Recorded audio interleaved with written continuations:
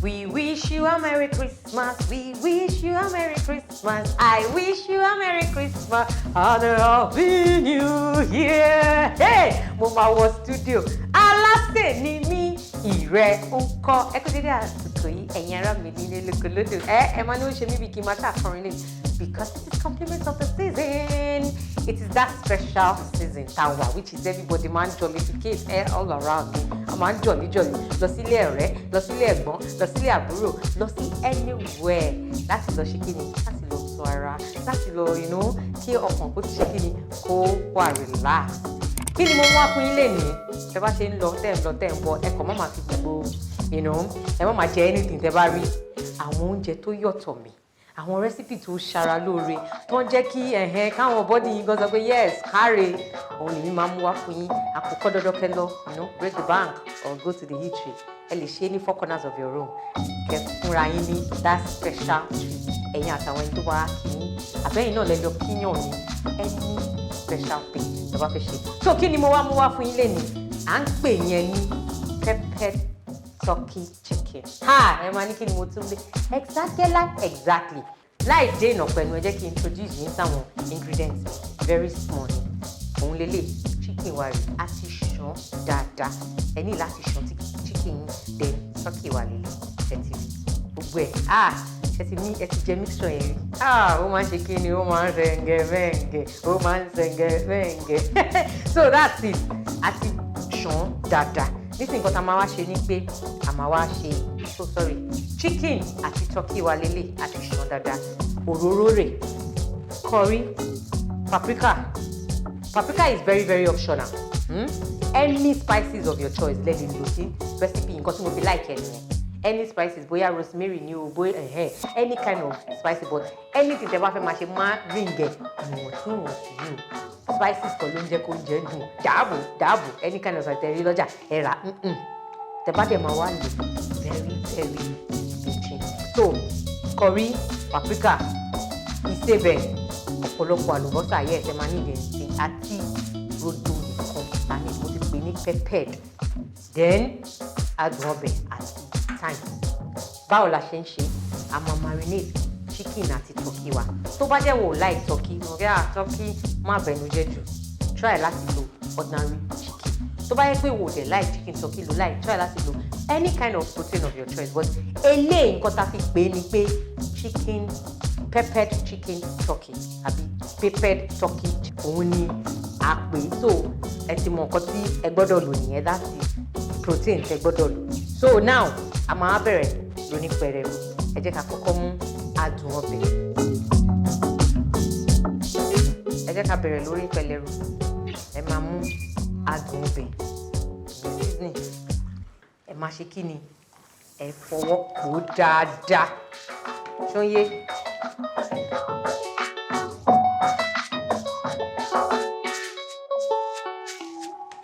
ẹ ṣe kí ni ẹ fọwọ́ pò dáadáa tẹ̀síri báyìí ẹ wá mú ibẹ̀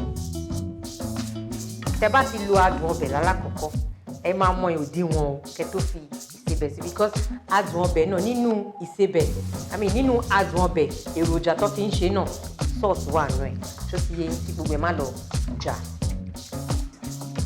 so wọ́n tó bá ń wò mí please kindly subscribe and share my video gbogbo ló ti ń wò mí let me know in the comment section please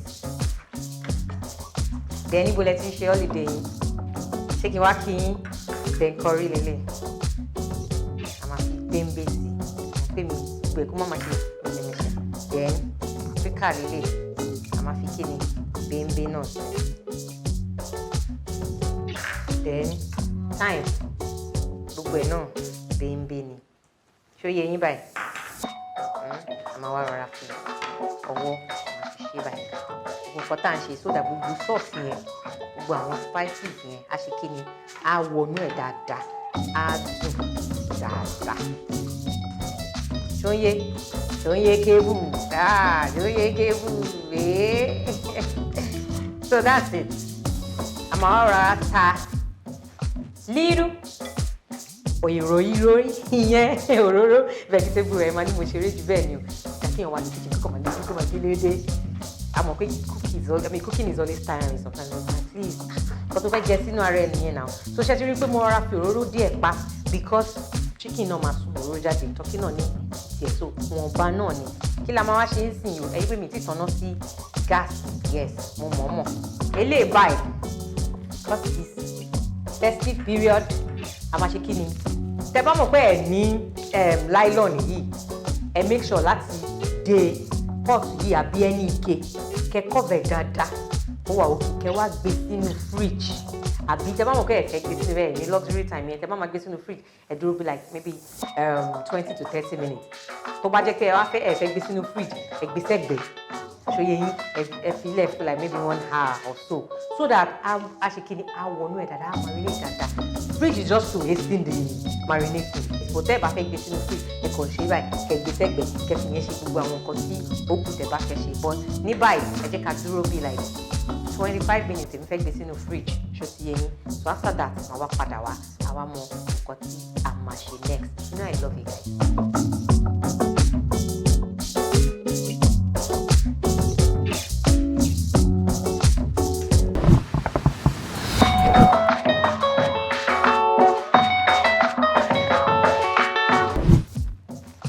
Wow, so ó ti pé bí 25 minutes nísìn.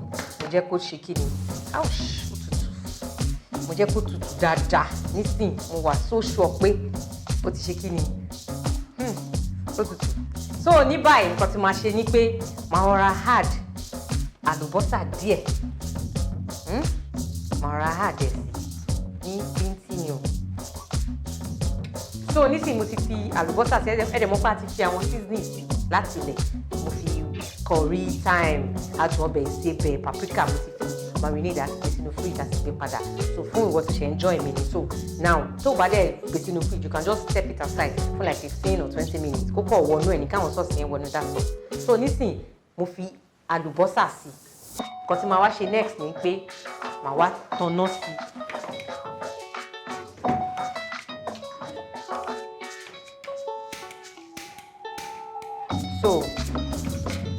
So that kò ní jóná, a máa lo iná díẹ̀. Mo ṣe pé púpọ̀ bẹ́ẹ̀ yẹn. Màá wá cover. So a fi ilẹ̀ fún like 10 minutes kó sun juice rẹ̀ síta. After that, màá wá gbé yín to another level. Peppered turkey chicken. You don't want to miss it. I'll be back. I'm covering this right now, sir. All right, Chetiri, juice ẹ ni o. Ó ti sun omi jáde dáadáa fún rẹ̀. Wow, Chetiri. So now, nǹkan tá a máa ṣe. Òun lélẹ̀. Má bàa gbà yín lákòókò jù. Ẹ jẹ́ n lo iná yìí. Mo sáré fi kó kúrò. Mo máa need omi yẹn. Màá sí ìvẹ̀. Ṣó ń yé yín?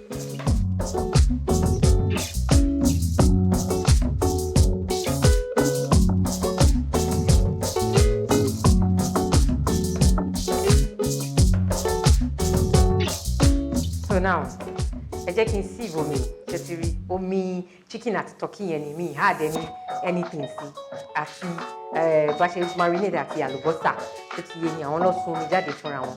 So màá wá sieve omi yìí, màá kọ́ sáré sieve then I will further rẹ̀.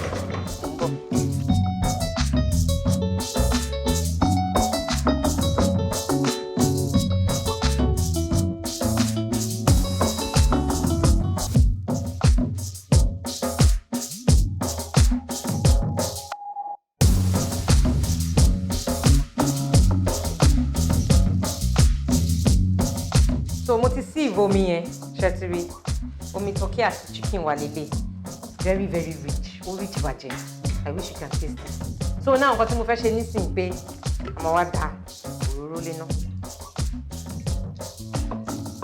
ṣòye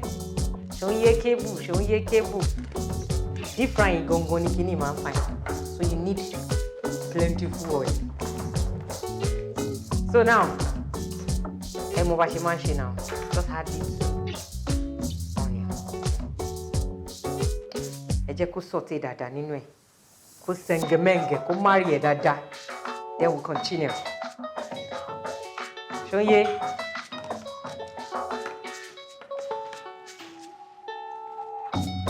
Bí n bá ṣe báyìí ara mi dá in your kitchen ẹ lè dára tó wù ẹ ṣáà ti mọ̀ pé ara gidi nítorí inú ara yín ni oúnjẹ tẹ́ ẹ sè inú ara yín ni ó ń lọ so ẹ má lọ dára kàrà kẹ má lọ láǹdì síbi ẹ ti fẹ́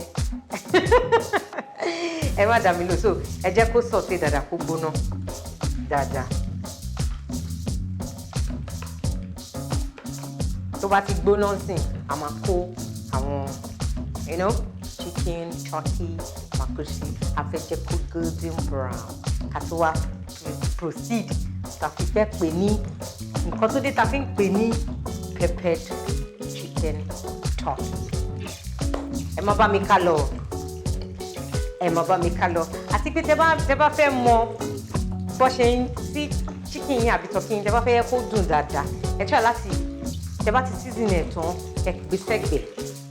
Ẹ jẹ́ kí gbogbo ẹ̀ kó sauce kó wọnú ẹ̀ dáadáa tẹ́ bá máa ṣe any kind of thing tẹ́ bá fẹ́ fi ṣe ó máa come out well and very very very tasty so bí mo ṣe máa ń sọ nínú ilé ìdáná mi ni pé fine ó máa ń wúyàn pé kéèyàn bá ṣe àdàlúdàpọ̀ and all that but sometimes take it easy on yourself in the kitchen so that your meal will come out well because there are some times pé ṣe láwọn spices wà yìí náà kò ṣe pé bóyá torí kó ti kúnná kẹ́kọ̀ọ́ má dá sí tá bá dà sínú ọbẹ̀ ó yẹ ká fún ní time ó tún rò tiẹ̀ náà ṣóyé yín so that á lè enhance taste wọn máa jáde bó ṣe pé tá bá ti délé sí gbogbo ẹ̀ máa wò pé why are we fighting with each other instead of us to marry one another so nísìnyí mo rí kó ti gbóná ẹ jọ̀wọ́ àní ṣiná dá o ọdún lóde tà ń ṣe o ẹ careful kí wàá má dín.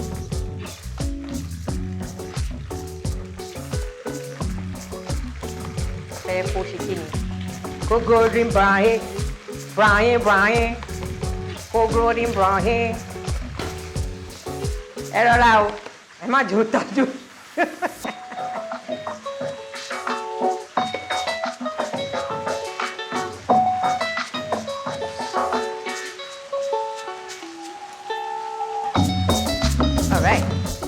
ẹ̀rí bó ṣe pa ọ́ reason ni pé torí pé a ṣe wa ẹran yẹn ni ṣòye yín tó tẹ́ bá fẹ́ kó ṣe bẹ́ẹ̀ tí òróró yín ṣe ń gbóná lọ yẹn ẹ ní sùúrù kẹ́ jẹ́ kí ẹran yín kó dry a bit kẹ́ tó máa kó sí ṣó ti yé yín so that's it so ẹ jẹ́ kó dín àfẹ́yẹ́ kó dín yín jù kò dẹ̀ gbọ́dọ̀ má dín wọnú that's why I said we need a lot of oil ṣó yé yín.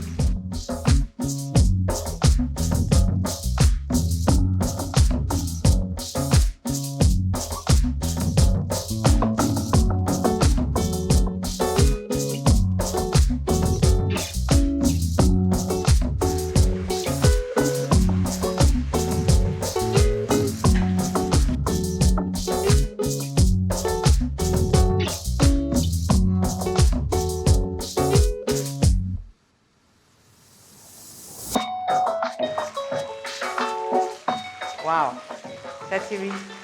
So, wow, whoa, hey. Whoa, whoa.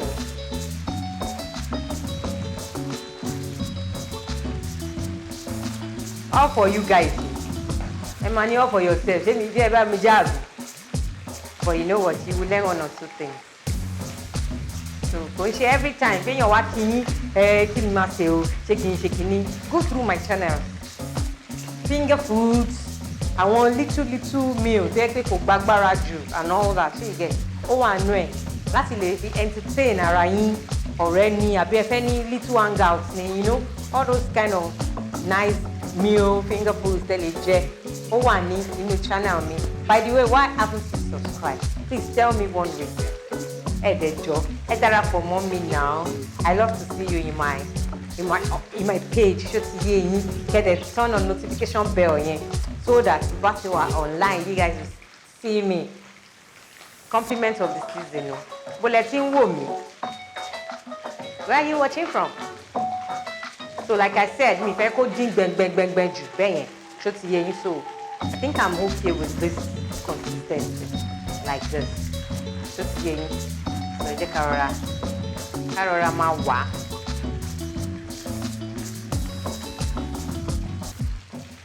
You want to be careful because man shibai, man tak pow. Sherry bubu lens, Sherry. I need to clean my tabletop.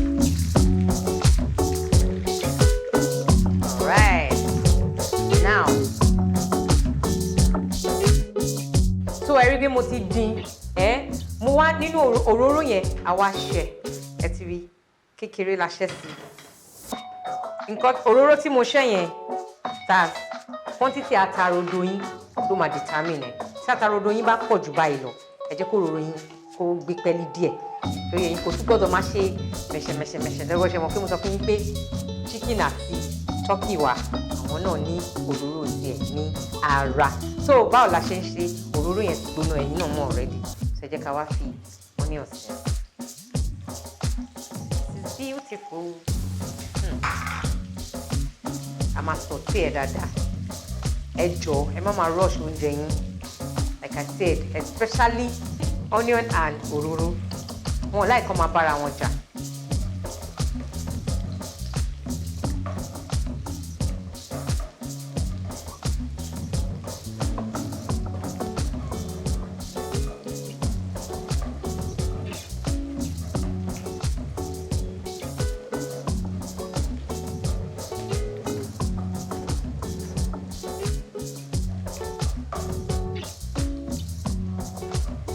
So ní báyìí mo mọ̀ pé mo ti sauté ẹ̀ dáadáa mo yẹn fẹ́ òróró turkey and chicken yẹn àti àlùbọ́sà wọ́n kọ́ wọ́n rìn dáadáa.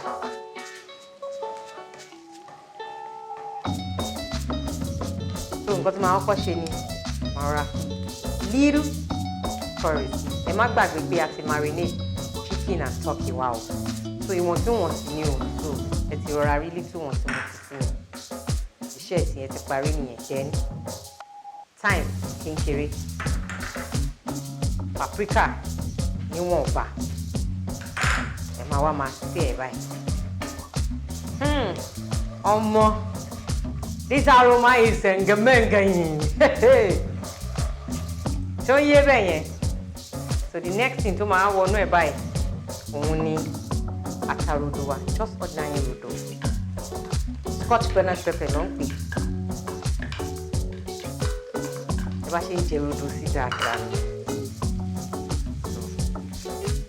Please bear in mind torí ó jẹ́ rodo lásán ó lè máa fẹ́ máa fi yín ṣóyè yín.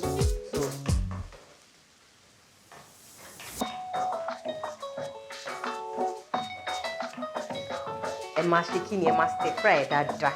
Rodo yẹn náà gbọ́dọ̀ cook. Kò ṣe pé ẹ kò sáré ẹ máa make sure pé ẹ stir fry ẹ̀ dáadáa. Ní báyìí màá wá add Adun Obe. So ẹ make sure pé ẹ dín rodo yìí dáadáa, ẹ sauce ẹ̀ dáadáa torí pé ordinarily yẹn lè fi jẹ something else àti pé tẹ bá ń jẹ chicken yín àbí turkey yín ni ẹ rí pé tẹ bá ń gbọ́wọ́ lé rodo yẹn náà òun náà máa dùn fún rẹ̀. So ẹ kàn máa ṣe ṣá pé turkey gangan lẹ àbí chicken gangan lẹ ń aim at no. So ẹ jẹ́ kóun náà ẹ dín dáadáa. Ẹ ti rí pé mo ti fi Adun Obe sí. So màá rọra add little salt. Ẹ má yẹ kó tó wá já o.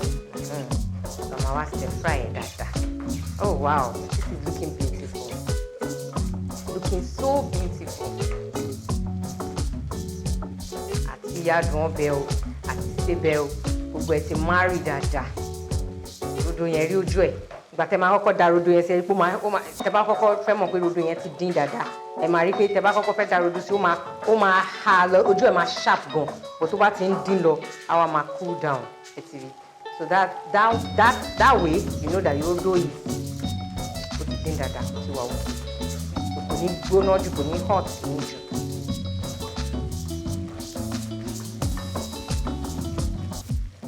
can now taste. Maybe by Fumbeya, if it had seasoning yes, you know, a bit salt. But I am very sure wait, chicken is ready. Okay. So nisin Maora had mixed up wine. Maora had it by the party salt here Adun Obe. I did to fish meat no. So our fillet, I just coding the fillet like maybe 1 to 2 minutes. Coding the so you go senge menge go marry around more. Let me let it fry well.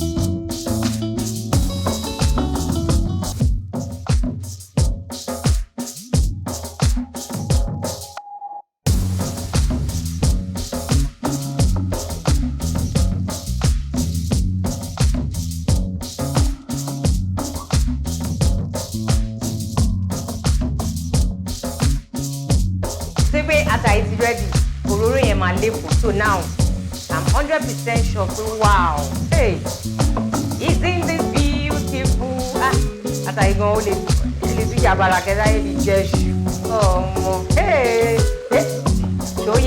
so now what am I feeling?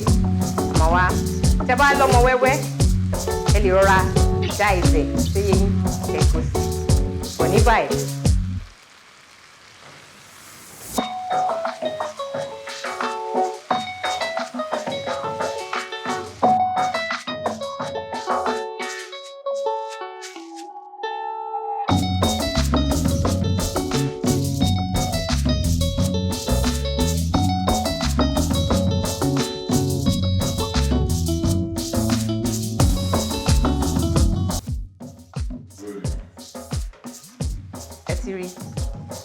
I could coat it in Corora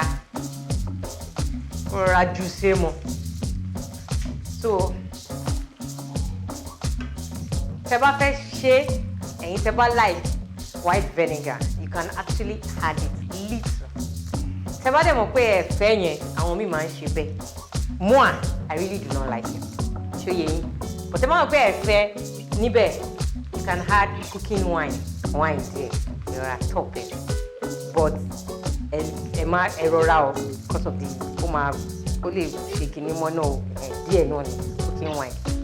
Take it to another apex. So motiti funini oje but buy I just Ororo sheni get simple.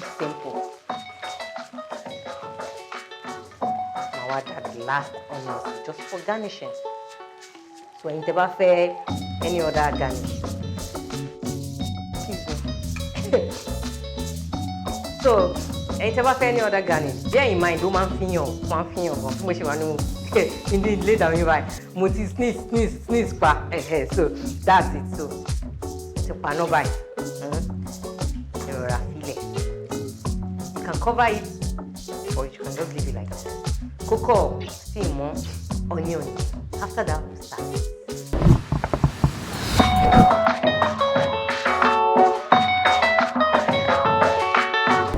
So mo ti cover there nǹkan tí mo kàn fi cover náà ni pé so that steam yẹn máa jẹ́ ká Alubosa yẹn rọ̀ díẹ̀ pé ojú ẹ̀ ti rọ̀ wálẹ̀ but wọ́n tó bá mọ̀ pé like kẹ́ máa jẹ raw onion ó dàbí kẹ́ lọ ra suya ṣe wọn kọ́ máa ń fi just like that òun ni mo fi garnish ẹ̀ bẹ́ẹ̀ so now wow this is beautiful this is lovely any name tó bá ti jẹ́ dáadáa ni o call this peppered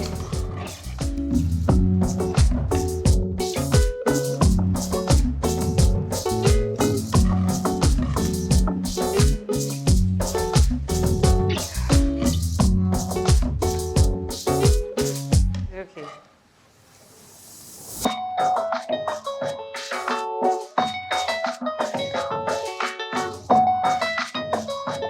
So anything tó bá ti jẹ́ nice name ní kẹ́pẹ́ ẹ̀yin náà ẹ̀ wò náà isn't this beautiful tẹ́ bá fẹ́ serve èèyàn báyìí ẹ lè tó rọra garnish ẹ̀ pẹ̀lú àwọn green leaf yẹn do you understand edible leaf of course kẹ́rọra garnish but with this is okay it's perfect ọmọ this is what tí mo gbé wá fún yín ọdún yìí ó yẹ ọdún yìí àtúrà kò ní ilé kókó mọ́ wa àmì o so that's it ọdún ti ṣe ẹ rọra ṣe báyìí ọlọ́run á pèsè ẹ̀yin náà rí báyìí very very beautiful so ẹ jẹ́ kí n rọra báyìí ó gbóná you know but it's very tasty it's so tasty it's very hot ó gbóná gan but it's so nice please recreate it ẹ dẹ̀ má gbàgbé láti subscribe thank you ire o lọ́jọ́ gbogbo compliment of the season once again.